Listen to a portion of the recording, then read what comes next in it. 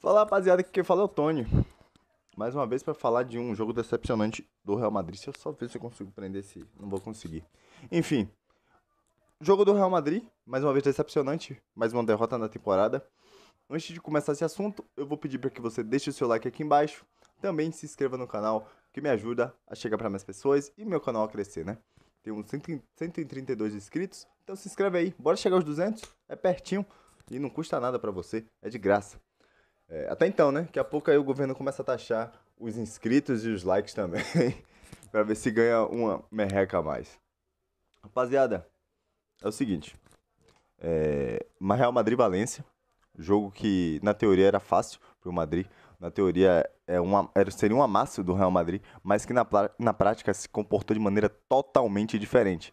Primeiro, pela atitude do time do Real.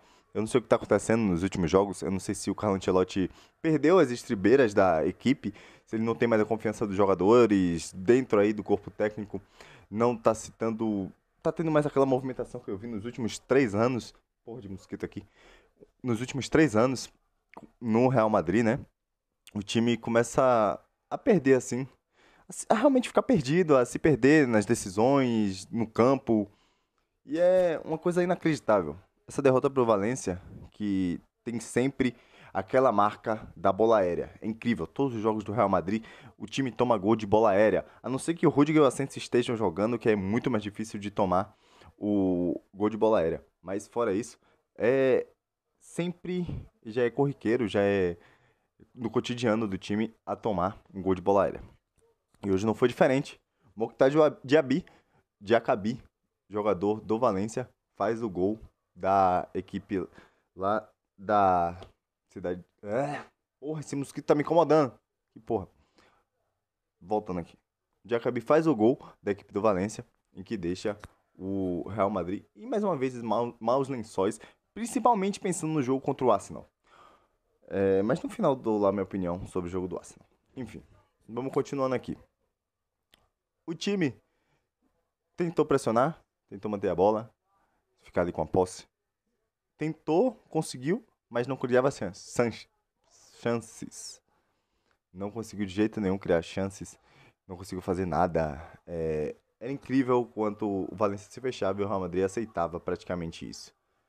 O Ancelotti ficava do banco gesticulando muito, reclamando demais, mas os seus jogadores faziam o máximo na minha visão ali. Porém, acho que isso está acontecendo porque o time não está sendo bem treinado como estava sendo nos últimos tempos. Parece que o Ancelotti realmente não sabe mais o que fazer para alimentar esse elenco e fazer a equipe crescer de produção.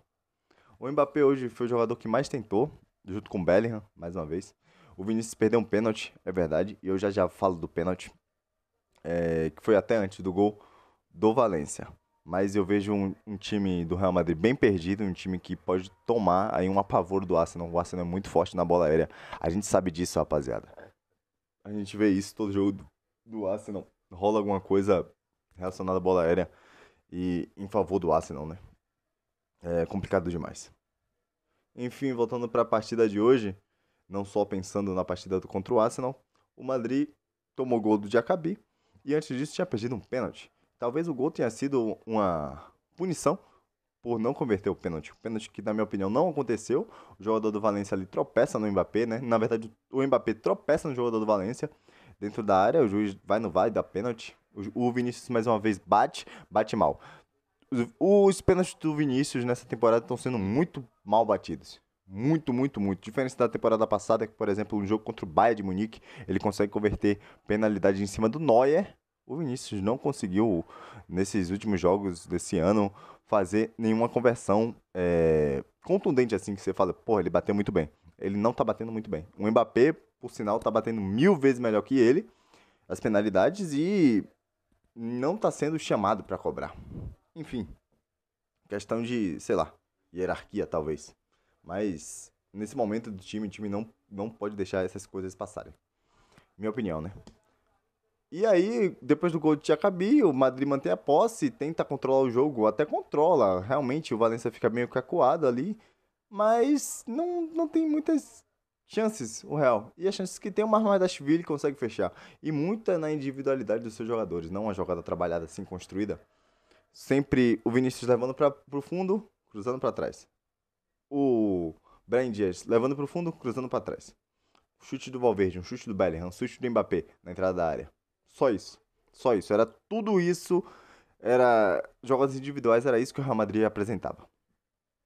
Veio o segundo tempo o Real começa bem, em cima, consegue criar chances melhores, mas aí o Vinícius Júnior faz o gol e mais uma vez começa aquela coisa, o Valencia se fecha e o time não consegue encontrar os espaços. Claro, nem todos os jogos o Real Madrid vai achar espaços, né? Não vai encontrar espaços com bastante facilidade. Até porque a fase não está sendo boa. E quando a fase não é boa, esse tipo de coisa acontece. O Bellingham tentou muito, depois sai o Brahim Dias, sai o Modric, entra o Camavinga, entra Alaba, entra Rodrigo, entra Arda Güler, entra Endrick.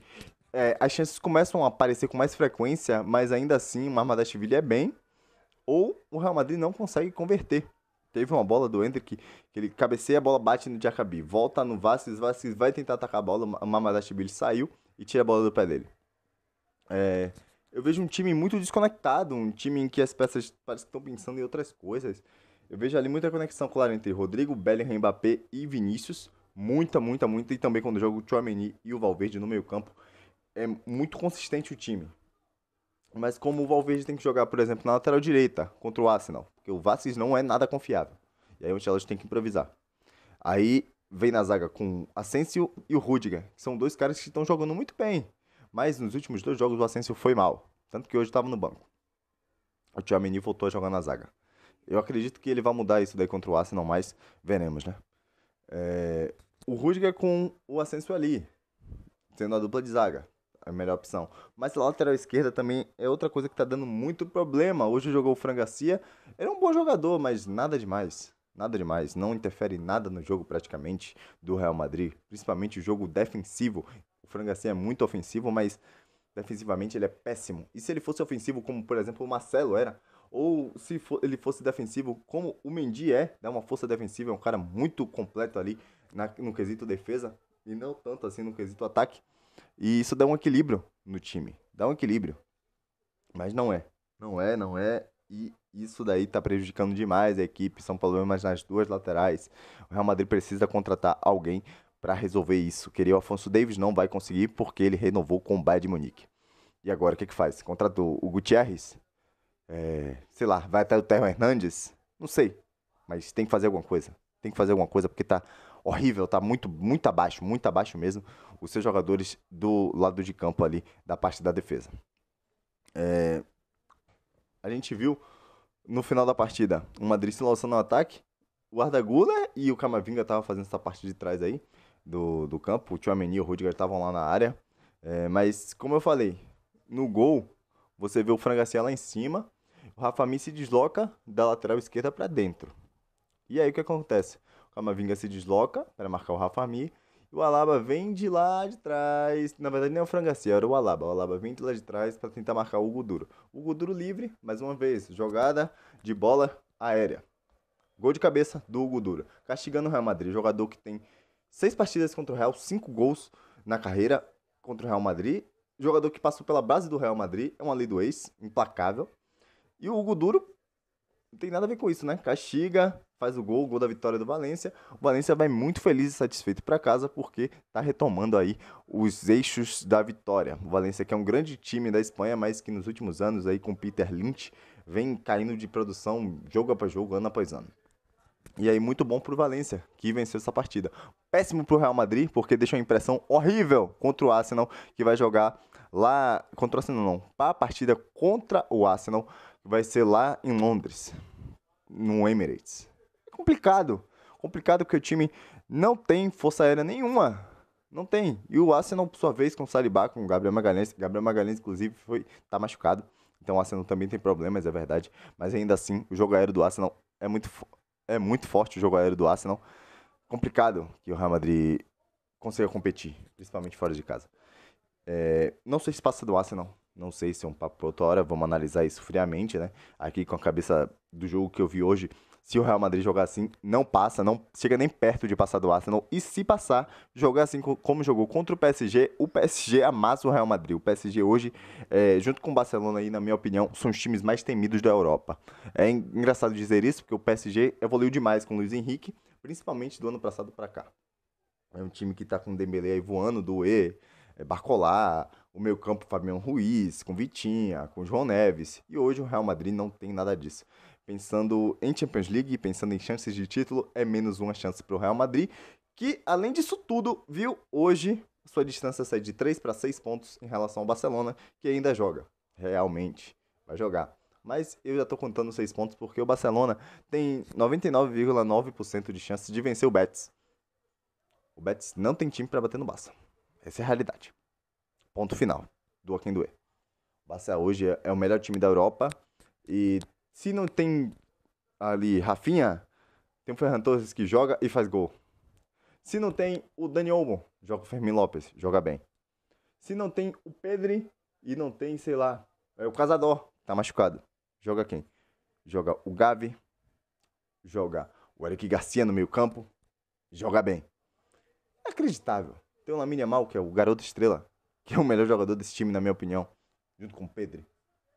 Tem uma zaga muito forte que joga, que sofre pouquíssimos gols. Muito difícil o Barcelona ser batido na La Liga. Muito difícil que o Real Madrid ganhe do Barcelona na Copa do Rei da Espanha. Muito difícil que o Real Madrid avance contra o Arsenal na Champions League. Enfim, é uma temporada liquidada, na minha opinião, e que, jogo a jogo, você tem que pensar mais na temporada que vem do que nessa atual. As chances de título acabaram. Esse jogo contra o Valência acabou de vez as chances de título do Real Madrid. Minha opinião é essa, não sei a sua, mas eu acho que tá todo mundo com esse sentimento, né? Principalmente quem torce pro Real Madrid. Mais tarde tem o jogo do Barcelona, amanhã eu faço um vídeo sobre isso, claro. Tem outros jogos também importantes na Europa. Tamo junto, rapaziada, até a próxima. Vou fazer um vídeo também sobre esse Real Madrid e Arsenal, claro, segunda-feira. E sobre outros jogos também da Champions League. Tamo junto, rapaziada, até a próxima e veremos o que vai acontecer, né? Semana de Champions, uma semana sempre que surpreende com belíssimos jogos. Sim. A Inter vai enfrentar o Bayern totalmente esfacelado. Isso daí vai ser muito bom pra Inter. A Inter é um dos times que eu acho que vai estar na semifinal junto com o Barcelona. É o duelo entre os dois, que vai ser um duelo de antagônicos, né? A Inter com uma defesa imponente demais e o Barcelona com um ataque sensacional. Veremos o que acontece. Tamo junto, até a próxima. Esse é um papo pra outra hora.